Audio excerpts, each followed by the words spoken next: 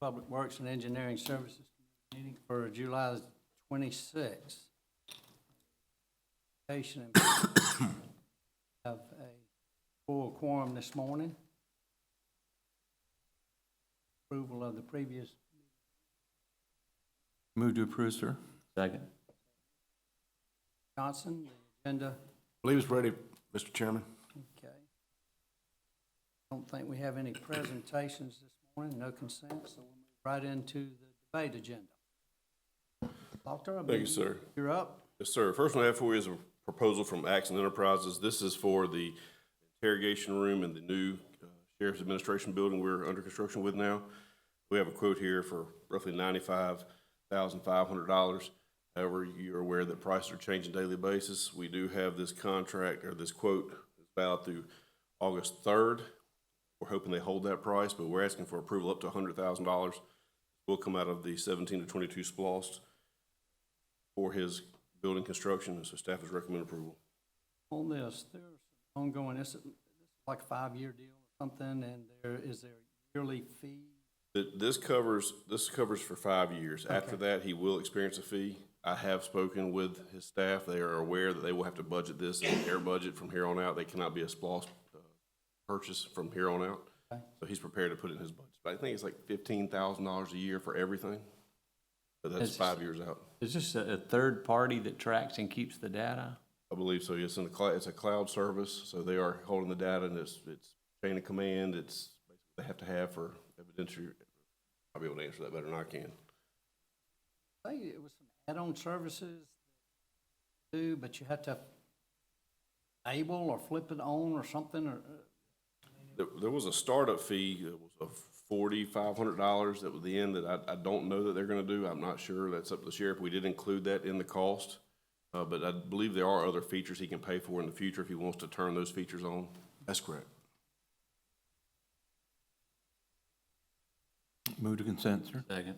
so move. Next one I have for you is bid 2720. This is for the sheriff's office for his real-time crime center. This is, I guess the easiest way to explain it is think of our traffic control center. He'll have a very similar room, but he uses it to monitor events throughout the county. So he's using all of our existing camera network that are out there, plus some additional software that he already has purchased to help him do investigations, help him track real-time data. It's a pretty impressive network. It does amount to $569,022.45. This is coming out of the 17 to 22 splost. We do have a 911 upgrade line code in there of $1 million. We have spent some of that money already buying equipment for this 911 center. So this will go over the $1 million we have. Any overages will come out of his 911 fund. So we're going to fund the whole thing out of splost. Anything over the $1 million, Ms. Reese will actually transfer money back in to cover the overages. So we do expect to exceed our overages, but we do have the money to cover the overages. 911 moving into the new building, or is it, that is staying? It's staying where it's It's at. being renovated now. So basically, it'd be the same thing as our traffic center to a certain degree. Very similar. Right now, if you go in there, he's got random TVs throughout 911, so the operators have to look random places, so this will put on one wall. Expensive wall. It is, it's, matter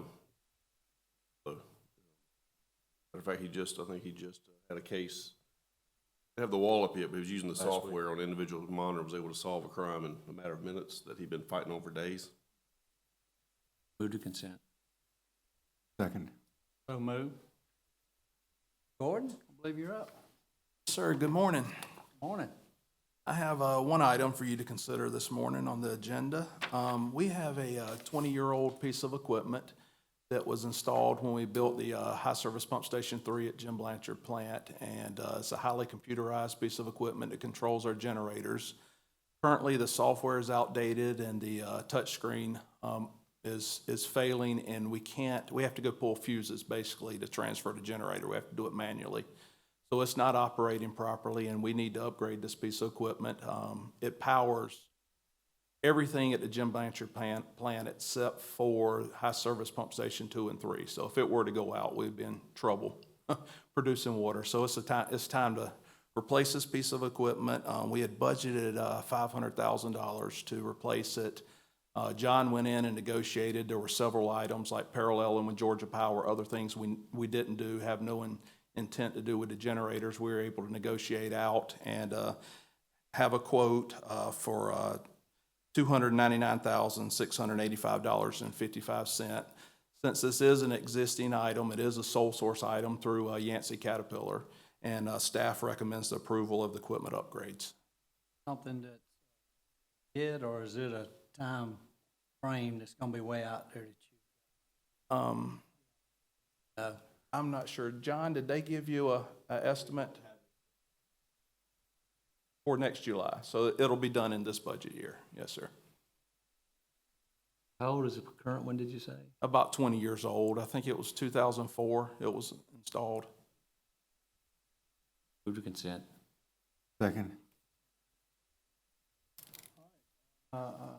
Mr. Titus is not here. Are you gonna? I'm gonna handle Mr. Titus's items listed today, if that's all right. First one we have for you is safety lighting. This is two intersections. First one is Louisville Road at Oakwood Point Road. The other is Washington Road at Ridge Road. Staff was asked to evaluate these intersections for need for some additional lighting. It did meet our current policy. Staff is recommending approval of the installation. Move to consent. Second. So moved. Next one I have for you is a resolution 2225. This is to amend an existing streetlight district. We did receive a request to look at an additional light on Prairie Lane. We asked Georgia Power to look at it. They did agree that a new additional light was needed.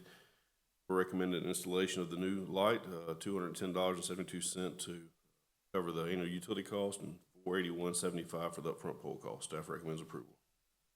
Move to consent. Second. So moved. Next one I have for you is a contract with Tanko Lighting for streetlight procedure update services. We brought this to you about a year ago. Street light procedure. Correct. Brought this about a year ago. We were asked to look at it ourselves, so staff has spent about a year working with Georgia Power. I don't know that we got a whole lot of good out of it. We do have a new procedure that was written. It's not a whole lot different than what we have now. Tanko, they specialize in streetlights and policies and how to fund it. This is a task-oriented quote here, so as you see, each task is broken down between phase A and B with different tasks. It's a total of $40,000. I do not foresee us implementing all these tasks, but we do want to have the approval to do so if we are needing to do so. For example, I don't know that we're going to pay the $12,000 to review our existing GIS streetlight district information. Basically, that boils down to them telling us we have too many lights in one area, not enough lights in one area. I don't think we need to do that. I don't see us spending that money, but we did get a quote just in case we're directed to do so. The biggest issue is, how do we write the policy? Do we write the policy for corridor lighting? How do you fund a corridor lighting policy if you do so? We've never had experience with it. We've brainstormed some ideas. I don't know that we got very far with it. We're just looking for some help, somebody who has done this in other locations. I was not an advocate of this last year when it came before, but a lot of people did put a time on this.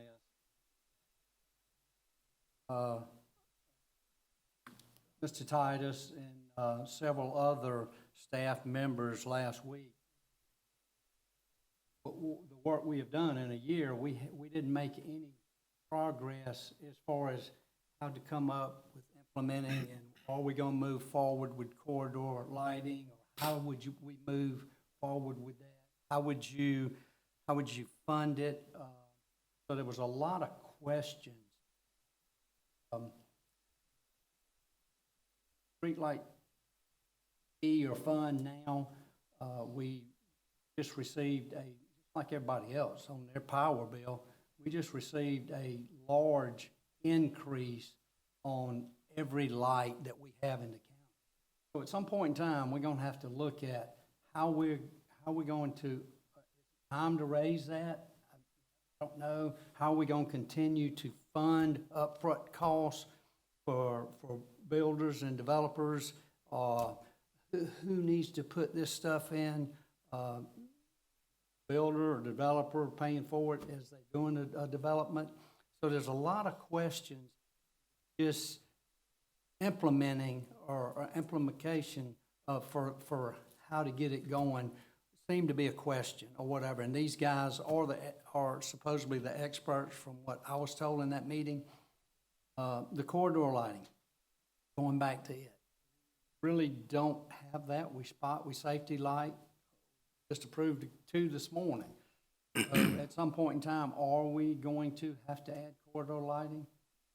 I don't know. If we start putting some lights on some of these new road projects that we're doing, I think it's going to be something that people are going to be looking for and expecting. I think the first one with lighting on the side is going to be Furious Ferry, Dark Road going down through there. People ride down through there, and it may just be pedestrian at this time.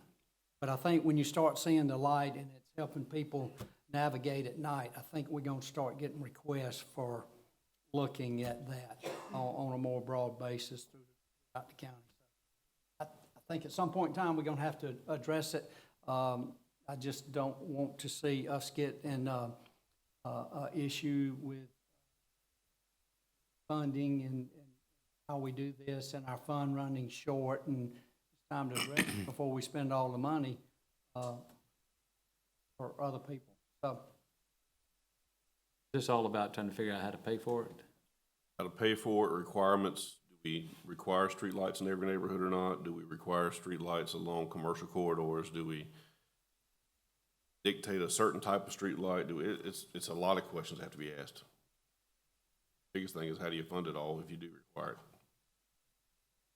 The current policy, for example, our current policy, we bill per parcel. If we were to think about the neighborhoods, Riverwood, if you get inside the neighborhood, there's a lot of parcels. They can fund a streetlight district. But when you talk about Generalwood Parkway through the middle of Riverwood, there's 4 or 5 parcels. We'd spend probably $2,000 or $3,000 per year paying the light bill, but $60 times 4 parcels, we generate $240 in revenue. So we're in a sinking fund just for lighting one road. So how do we generate that revenue to light that one road? The people Or we want it. use IPTF or all these other funds that we have. That's right, but those funds are all balanced as well. So if we throw it at IPTF, something's got to cut. So that's the big question. How do we fund it all? And on what, if you're gonna put lights in the neighborhood, let's just say, what zoning district should that be? I don't think people in R1, RA, R1 are expecting lights on the, I just don't think that. But people that are in R2, PRDs, and those, they are expecting street lights. And what we're having is, we're having developers come in and they're not funding it, and so we are having to fund those upfront costs. And you know, how do we do that? How do we continue to pay thousands of dollars upfront for some neighborhood? And if the developers don't do it upfront, and they wait till they're through with the development, then the county would do that. But I don't know that that's the way to look at it. So just a lot of different options and how we need to look at this moving forward, I think.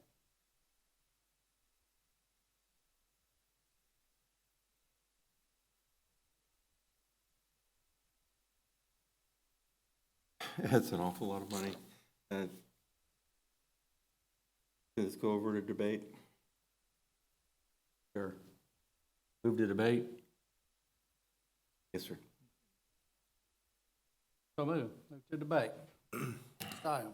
We have a lighting service agreement with Georgia Power for some streetlights. What's that upfront total cost? The upfront, this is a corridor. We did have, This is small, so this is a corridor. We do have bond money to build the extension of Gateway Boulevard. We do have the roundabout. Currently we have message boards out there warning people not to drive through the middle of our roundabout. They seem to think that's the proper way to go. So we're looking to light the roundabout. Upfront cost of $18,785 with a monthly cost of $112.02. I do want to point out that we have a mistake on the sheet here. The $112.02 will not be coming out of the streetlight fund. This is not a streetlight district. This is basically safety lighting, so that will come out of I believe it's our IPTF line code, but it's not just utilities fund. Excuse me, the utilities fund. It is not coming out of the streetlight fund. That'll be corrected on the motion sheet when it goes to full commission for approval. But staff is recommending approval. Move to consent. Second. So move. Next I have for you is a contract with GDOT. This is to start the right-of-way process for Hereford Farm Road. This is coming out of House Bill 170 money, so this is all state money coming to us.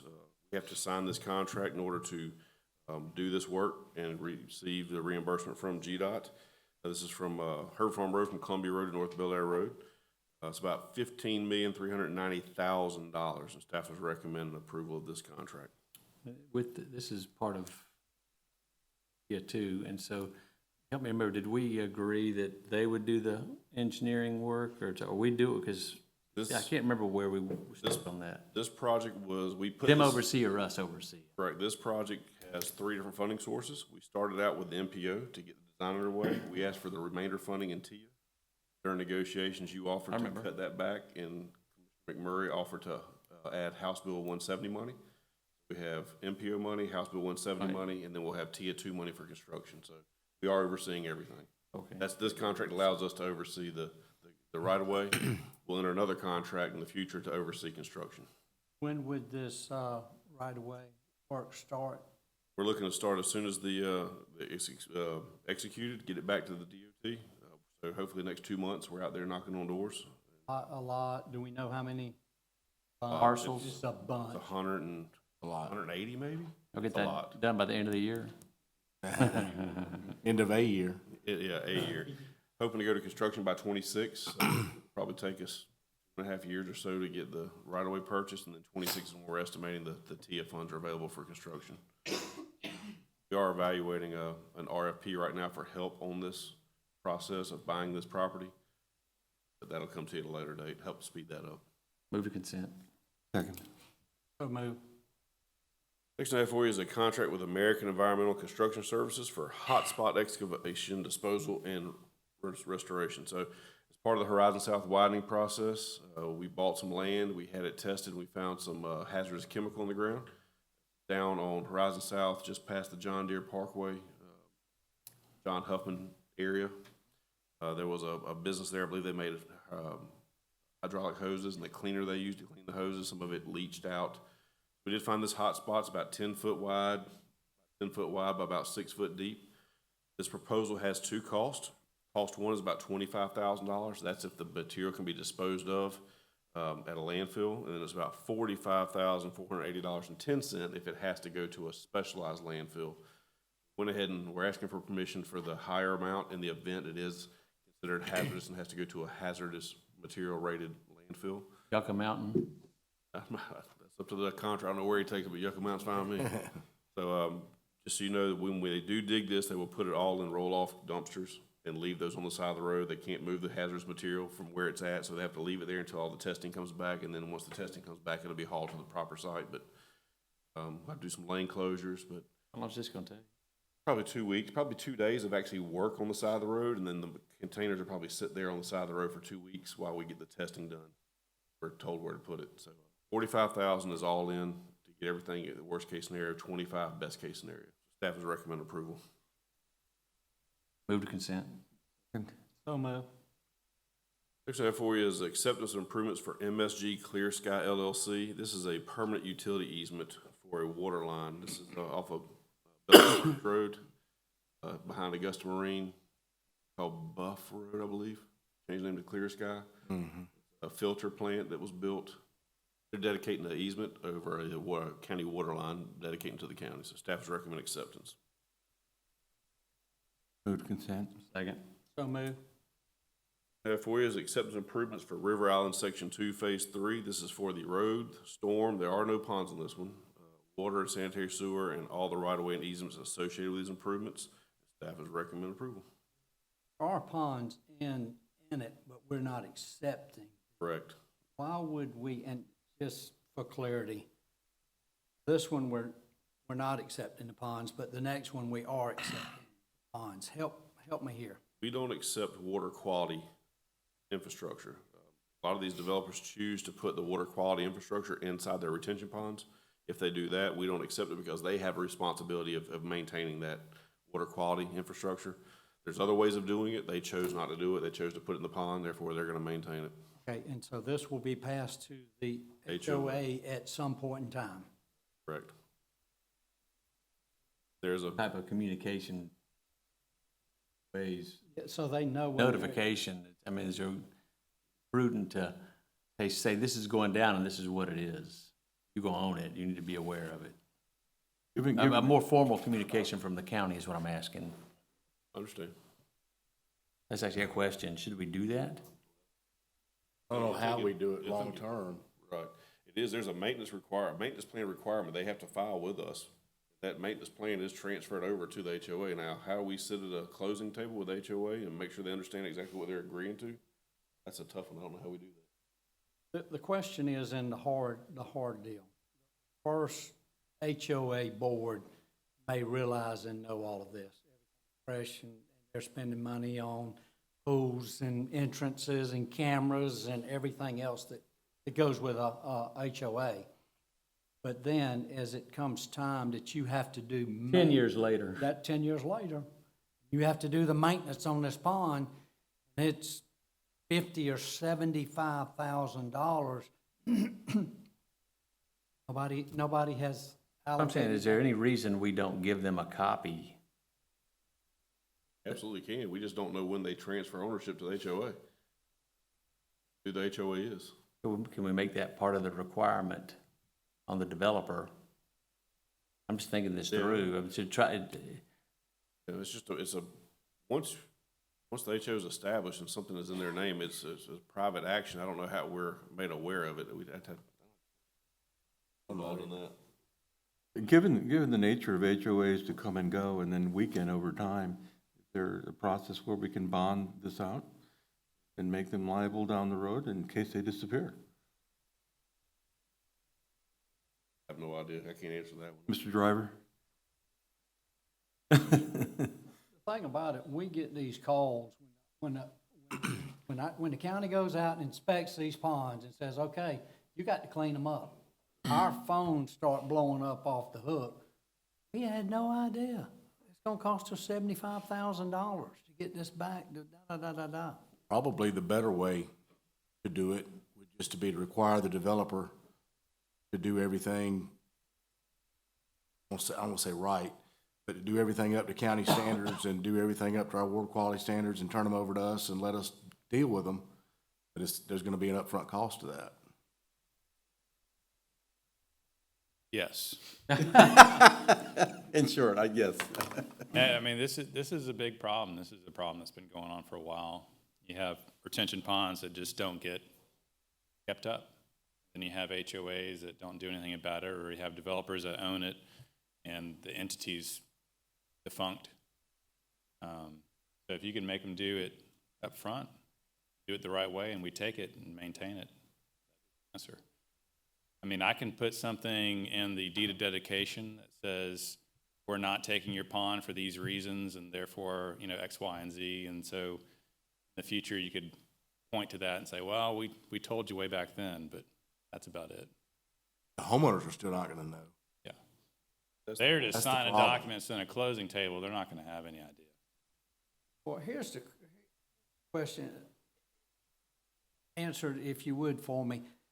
Any pond that's not functioning correctly is affecting our overall storm system. Sure, absolutely. It's not functioning as designed, correct. So, To add another wrinkle to that, if, like Mr. Johnson said, if we were to say, you're gonna do it and you're gonna give it to us, there's instances, for instance, Whispering Pines, where they have a wet pond, it's an amenity. They don't want us to own it. They wanna maintain that pond as an amenity to their residents, but they don't want everybody in the county coming and fishing that pond. I don't know that making them give it to us is an answer either. Yeah, I live in Spring Lakes. They'd love to yeah. have y'all deal with their pond. No, there's no great answers, but it's a huge problem. this conversation comes up all Once the a time- year, all the once a time. quarter, Yeah, yeah. once a year or whatever, when you're looking at it and you're saying, well, these are not turning it over. Right, Look at the very next one, same folks.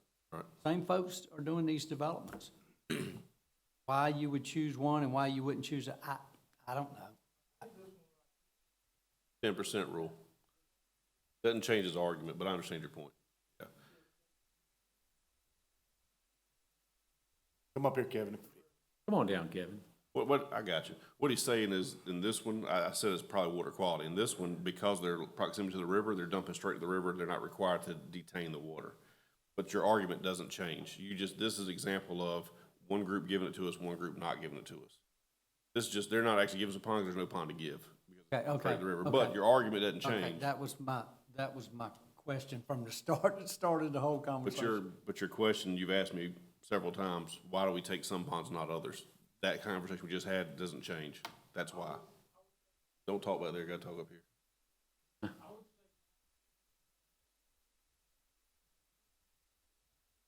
Yes, there's fishing ponds, ponds that are around the neighborhood. 90% of the ponds today, under our regulations, the developers don't want them. Right. They want to dedicate them. They dedicate all of them, except for those that are their amenity. Amenity package, okay. So the 90% of them are built to the standards, and we take them. That still comes back to the citizens down the road looking to us for, hey, I need you to come clean this pond out. Fill it in, we gotta, Or maintain the dam. or maintain the dam. So, Yeah. Thanks. thank you. Move Need to- to get off on a tangent, y'all. No, I get it. It's a 8-year tangent for me. Move to consent. Only 4 more. Second. Mm-hmm. Next one I have for you is the acceptance improvements for River Oaks Phase 2. This is the road, the storm with the detention pond, water and sanitary sewer, all the rights of way and easements associated with these improvements. Have the plat here for you to review. Staff is recommend acceptance of the approval. Of the acceptance. I said that. Move to consent. Second. So move. Driver, any legal item? Okay, thank you. Stacy?